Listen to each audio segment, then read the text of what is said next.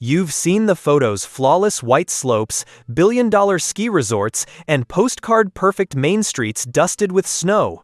It's easy to picture yourself by a crackling fire inside a sprawling mountain mansion worth millions. For decades, that image represented the ultimate escape, the very peak of the American dream. But that dream, the one sold to millions of hopeful buyers, is beginning to crumble. For the first time in more than 10 years, Colorado's high country is in full-blown financial freefall.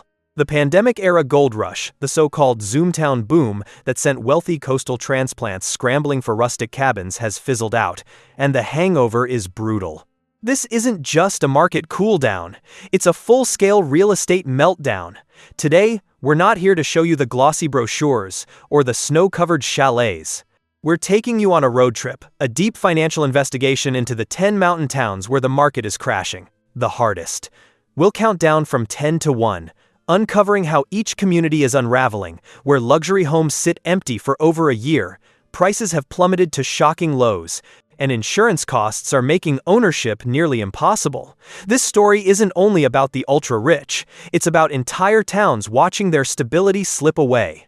And trust me, you'll be stunned when you find out which untouchable resort town has seen its median home price collapse by more than 30% in just 6 months. The number one spot will surprise you, a place everyone assumed was immune, but where the data tells a very different story, one that real estate agents are scrambling to keep quiet. So, if you're tired of sugar-coated headlines and want the truth about what's really happening, make sure to like this video and subscribe.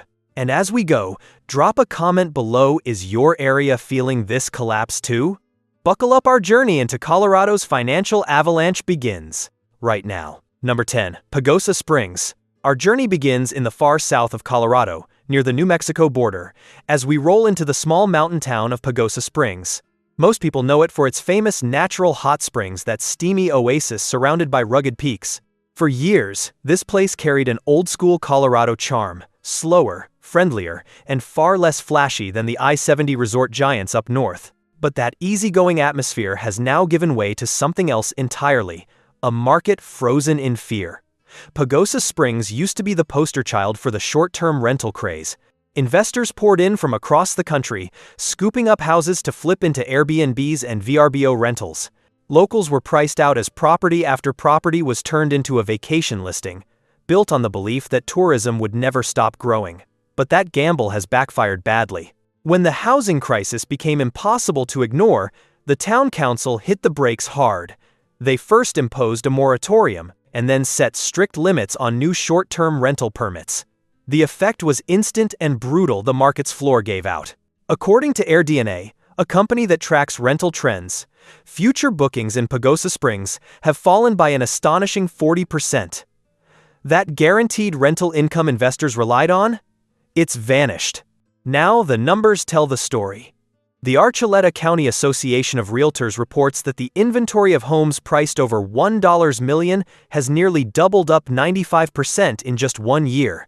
These are the same luxury homes that investors bought during the boom, and they're sitting unsold.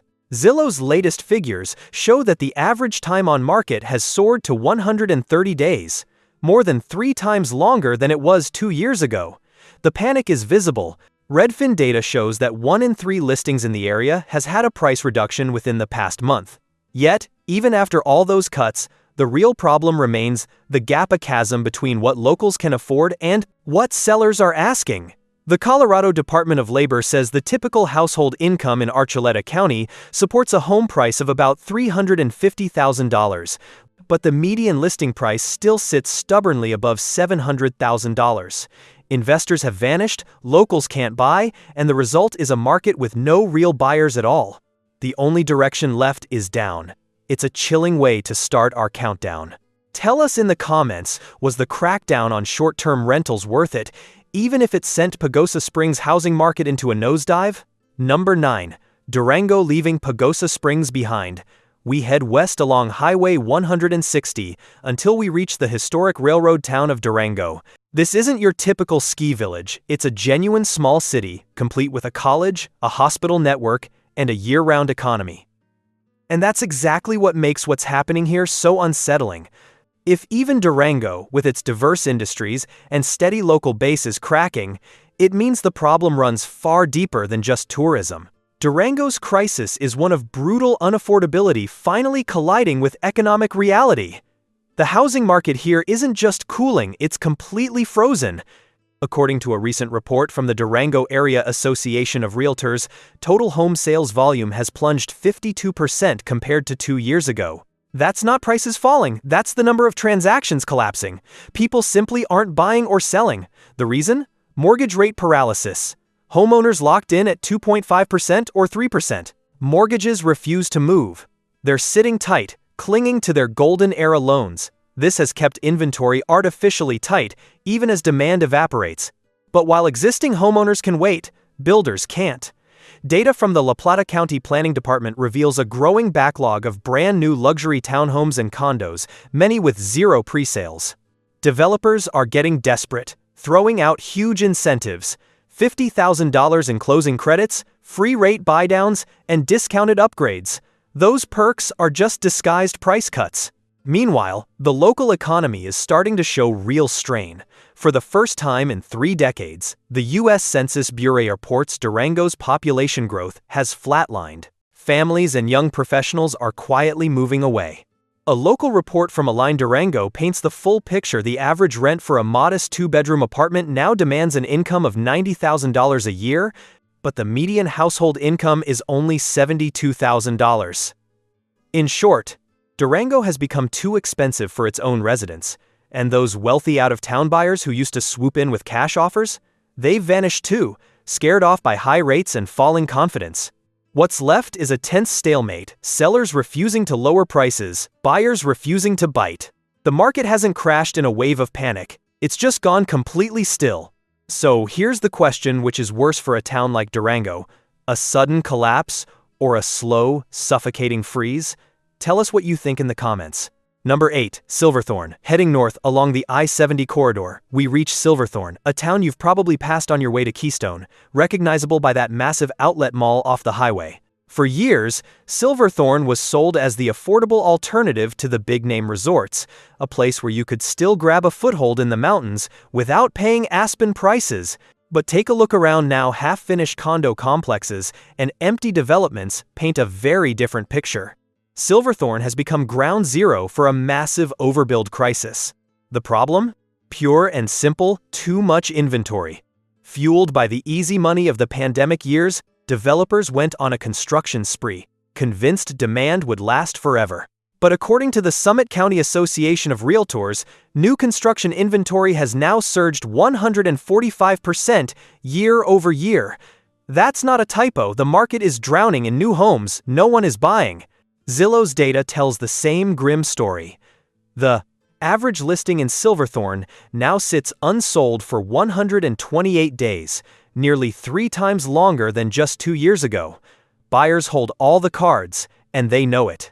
Redfin reports that 45% of active listings have already seen major price reductions, often by $50,000 or more. But the knockout blow came from policy, not prices. In an attempt to rein in runaway short-term rentals, the town council enacted new restrictions that blindsided investors. Data from AirDNA shows that bookings in non-exempt zones have been cut in half, effectively destroying the steady rental income investors once relied on. That's created a kind of valley of death, a dead zone between what locals can afford and what investors are willing to buy. According to the Colorado Department of Labor, the typical household income in Summit County can support a mortgage around $400,000. Yet, the median home price in Silverthorne remains a staggering $900,000. So now, you have homes priced beyond the reach of residents and investors who've lost interest altogether. The result? A mountain ghost town in the making. For the first time in 2 decades, the U.S. Census Bureau reports a decline in Silverthorne's population. The only ones left holding the bag are developers with unsold units and recent buyers sinking into negative equity. Silverthorne stands as a cautionary tale, a perfect storm of overbuilding, collapsing demand, and panicked regulation. It's a bleak scene as we drive on. But what do you think? Is Silverthorne just an isolated failure? Or is this the first crack in the foundation of Colorado's entire mountain housing market? Number 7. Crested Butte. Leaving the interstate behind, we wind our way south along a long and breathtaking mountain drive, eventually arriving in one of Colorado's most iconic and secluded destinations, Crested Butte. This isn't just a town, it's a postcard come to life, preserved, historic, and stunningly beautiful. But beneath that picture-perfect charm lies a harsh truth. Crested Butte is deep in denial. The market here hasn't just slowed, it has completely seized up. What makes this collapse so alarming is that it's hidden behind the town's quiet elegance. This is an ultra-luxury market, and the fall is both invisible and devastating. For years, Crested Butte was marketed as the anti-Vail, a place that prided itself on authenticity, rustic cabins, old mining charm, and a sense of community. But that very authenticity became its downfall. It attracted billionaires, and before long, the median home price soared past $2 million. Now, those same multi-million-dollar homes are sitting idle, month after month. The Crested Butte Gunnison Association of Realtors released data that can only be described as alarming. The total dollar volume of home sales has collapsed by 60%, and the number of properties selling above $3 million has fallen 80%. The luxury buyers, the lifeblood of this market, have vanished. According to Zillow, the average home now sits on the market for 210 days, that's 6 to 7 months before finding a buyer, and even then, the price cuts are relentless. Local brokers are whispering about it, trying to downplay the trend, but Redfin's numbers don't lie. Nearly half of all active listings have already slashed prices. But the real warning sign is economic. The town is locked in a bitter fight over short-term rentals. A 2-year moratorium has essentially frozen the market, cutting off one of the main sources of income for homeowners. And to make matters worse, insurance costs are exploding. Because of Crested Butte's remote location and high wildfire risk, premiums have skyrocketed to absurd levels. One broker told us a client with a $4 million property received a quote for $70,000 per year in insurance. That's nearly $6,000 a month just to stay covered. This market was built on what's often called the greater fool theory, the idea that someone even wealthier would always come along to pay more. But now, they've run out of fools. The ultra-rich can afford to hold their homes, but anyone who needs to sell is staring down catastrophic losses. Crested Butte once sold itself on authenticity, but today, that very image has become toxic. It's proof that even the most charming brand can collapse when the math stops working. And as we head back toward the main corridor, the numbers and the stories only get darker from here. Number 6. Steamboat Springs. Our next stop takes us far north to Steamboat Springs, proudly nicknamed Ski Town, USA. For decades, Steamboat stood apart from the glitzy resort towns, a place that balanced mountain charm with genuine community. This was a working town with a rodeo, a high school football team, and deep ranching roots. But over the past 5 years, that balance has disappeared. Steamboat sold its soul to the luxury market, and now it's paying the price. What's happening here isn't just a slowdown, it's the collapse of a local economy from the inside out. Between 2019 and 2023, the median home price doubled. But wages? They only rose 8% during that same time, according to the Yampa Valley Economic Development Council. That kind of imbalance isn't sustainable, and the cracks are now impossible to ignore. Families are leaving. The Steamboat Springs School District reported a 10% drop in student enrollment last year, a stunning loss for a town of this size. And it's not just the schools. The local hospital, UC Health, Yampa Valley Medical Center, has declared an ongoing staffing crisis, simply because nurses, technicians, and support staff can't afford to live here anymore. The community that once made Steamboat vibrant is disappearing, and the housing market is finally catching up to that reality. According to the Steamboat Springs Board of Realtors, sales of single-family homes have fallen by 40%. But the real pain lies in the condo market. The town is drowning in aging 1,982-era condos, most with high HOA fees that nobody wants. The newly implemented short-term rental tax, one of the steepest in the entire country, has only made things worse. With profits shrinking, owners are rushing to sell. The inventory of condos has skyrocketed 120%, and a recent appraisal report shows their average value down 25% from the peak. Think about that. Condos that sold for $900,000 2 years ago are now struggling to find buyers at $650,000. Meanwhile, multi-million-dollar ranch estates sit empty on the other end of the spectrum. What's vanished is the middle, the entire core of the community that once kept Steamboat stable. This is now a two-tier market in freefall luxury properties, collecting dust and affordable housing spiraling downward. The middle class that built this town is gone, and so is its identity. Steamboat Springs isn't Ski Town, USA anymore. It's a stark reminder of what happens when a town forgets who it's supposed to serve. And if you think this is grim, just wait. The next stop on our journey makes this look almost hopeful. Number 5. Breckenridge. You knew this one was coming. Our drive takes us back into Summit County, to the crown jewel of Colorado's mountain tourism, Breckenridge. This historic mining town, with its postcard-perfect Main Street and world-class ski resort, welcomes more than 3 million visitors each year. But beneath the charm, Breckenridge is teetering on the edge of a full-blown financial crisis, one of its own making. For years, Breckenridge thrived on a simple formula: more tourists, more rentals, more money. But that model has now imploded. The town became too expensive, too crowded, and too tightly regulated, and the wave that once lifted it is now crashing hard. Let's start with the regulations. In a desperate attempt to fix the housing shortage, a problem their own policies helped create, the Breckenridge Town Council passed one of the strictest short-term rental bans in the entire country. The Summit County Association of Realtors didn't mince words, saying, "This single decision instantly wiped out 30% of property values," and the data backs them up. According to AirDNA, revenue from short-term rentals in the restricted zones has fallen by a staggering 70%, sparking panic selling among over-leveraged investors. The problem? No one's buying. Zillow reports that inventory in Breckenridge is up 90% year over year, and these aren't ghost listings, they're real, empty homes waiting for owners who never arrive. The fallout is spreading beyond housing. A report from Land Title Guarantee Company shows that the number of real estate transactions in Breckenridge has now fallen for 6 consecutive quarters. This isn't a dip, it's a depression. And the collapse doesn't stop at real estate. The Breckenridge Main Street Business Alliance reports 45 vacant storefronts along and around Main Street, the highest commercial vacancy rate in town history. Tourists are still visiting, but they're spending less. Instead of week-long stays, Breckenridge is now packed with day trippers who don't fill hotels or restaurants. Despite the chaos, the median home price stubbornly clings to over $1.5 million, a number that's pure fantasy. Zillow's latest stats show the average sale-to-list ratio has dropped to 92%, meaning homes are now selling for 8% less than their already reduced prices. Breckenridge has become a theme park in winter and a ghost town in the off-season, and the housing market is finally reflecting that reality. What's most shocking is the denial, the unwillingness to admit the boom is gone.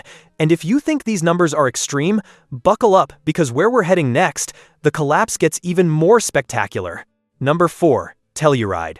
You don't just stumble into Telluride, you seek it out. Nestled deep in a southwestern Colorado box canyon, this town feels almost unreal in its beauty. It's remote, glamorous, and historically exclusive, the kind of place where billionaires like to play at being ski bums. But behind the polished perfection, Telluride's real estate market is imploding in slow motion. The downturn here isn't about condos or vacation rentals, it's the ultra-luxury sector that's collapsing. According to the Telluride Association of Realtors, the number of homes selling for over $5 million has plunged by 85%. The once endless flow of California tech money and Texas oil cash has dried up completely, leaving behind a glittering ghost town of unsold mansions. The average home now sits on the market for nearly 300 days, close to an entire year, as inventory balloons. Listings for properties priced between $5 and $10 million have surged 150%, with no sign of buyers. The ultra-wealthy who once competed for these mountain retreats have moved on, and the illusion of limitless demand has evaporated. But real estate isn't the only problem. The cost of living in Telluride has spiraled into absurdity. A recent study by Visit Telluride, the town's own economic office, found that a gallon of milk now costs $12. Local workers can't afford to live anywhere nearby, forcing restaurants and hotels to bus in employees from towns 2 hours away. The U.S. Census Bureau shows the median age in Telluride has jumped 6 years in a decade, transforming it into a community of aging, part-time residents rather than a thriving town. And now, even the insurance industry is walking away.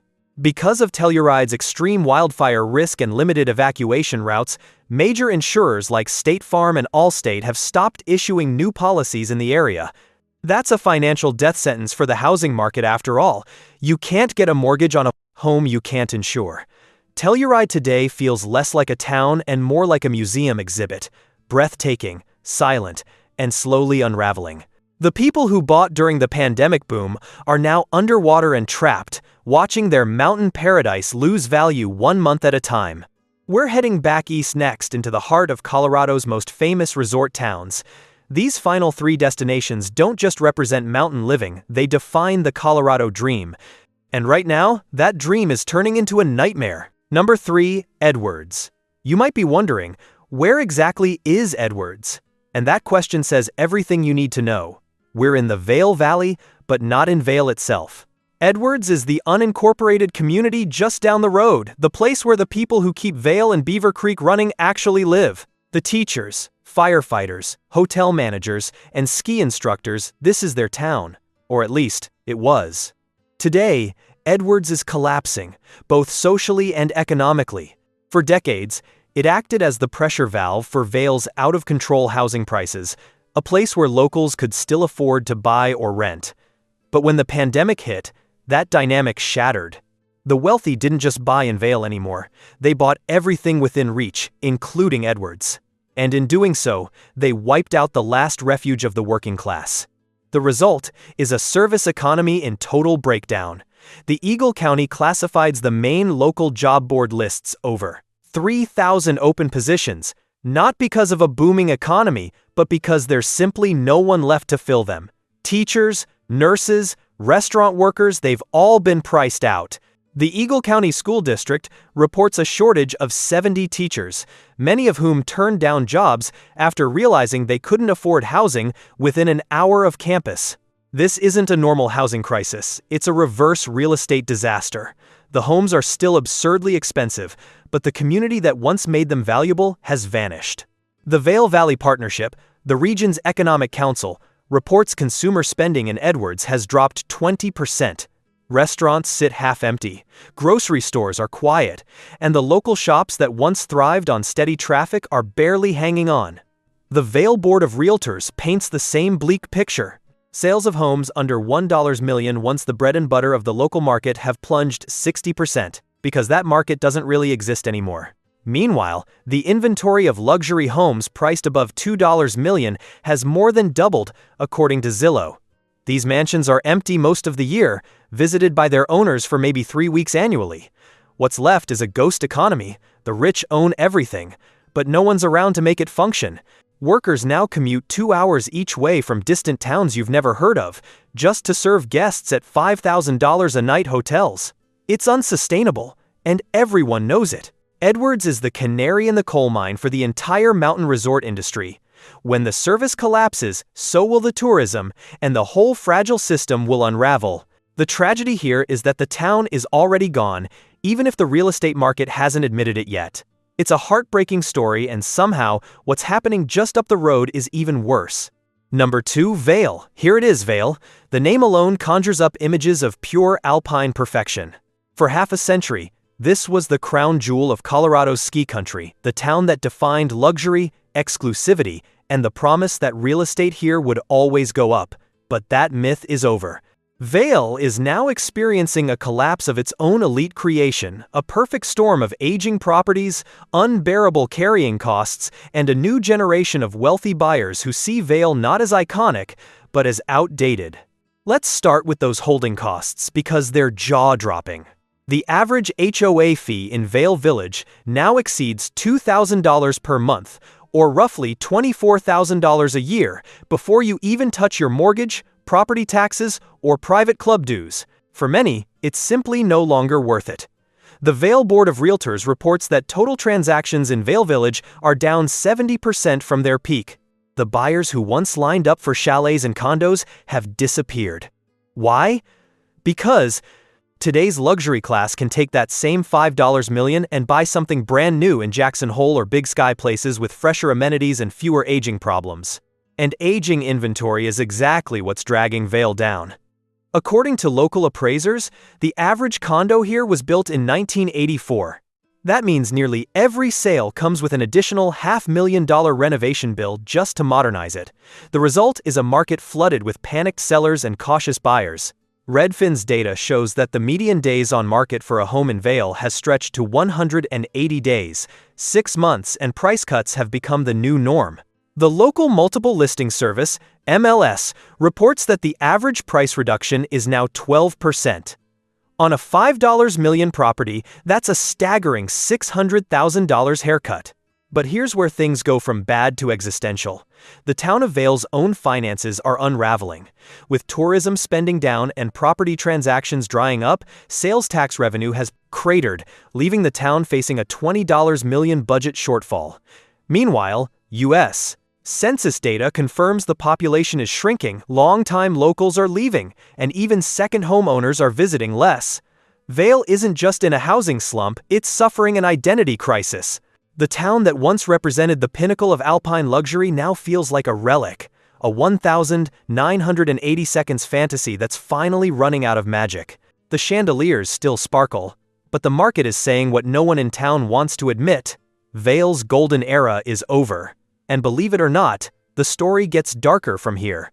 There's still one town left, a place where the collapse isn't just financial, but symbolic. What's happening there makes Vail's fall look almost gentle by comparison.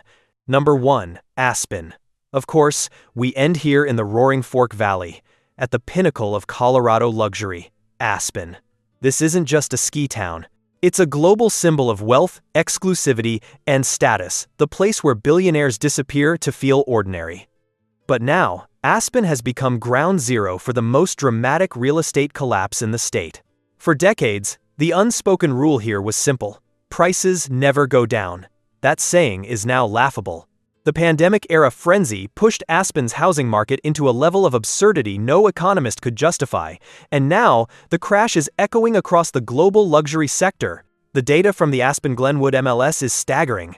The median price of a single-family home has plunged 32% from its peak.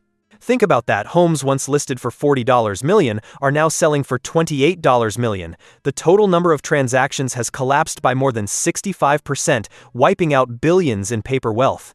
And the buyers? They've simply vanished. The so-called Aspen Premium no longer makes sense. The private jets are landing elsewhere. The tech CEOs who bought mansions during lockdowns have been called back to the office, and the free money era that fueled this surreal market has ended. Meanwhile, inventory has exploded. The number of active listings in Aspen has surged 210%, flooding the market with sellers all trying to cash out before prices fall further. Zillow data shows that the average home now sits on the market for 275 days, 9 months. That's not a functioning market, that's a luxury museum of unsold dreams.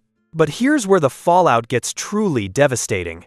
The Pitkin County Assessor's Office reports that with sales evaporating, Aspen's commercial tax base has crumbled. Luxury boutiques, art galleries, and high-end restaurants have seen their sales drop by 50%. What's left is a picture-perfect ghost town, where over 60% of homes sit vacant more than 10 months a year, according to the U.S. Census Bureau.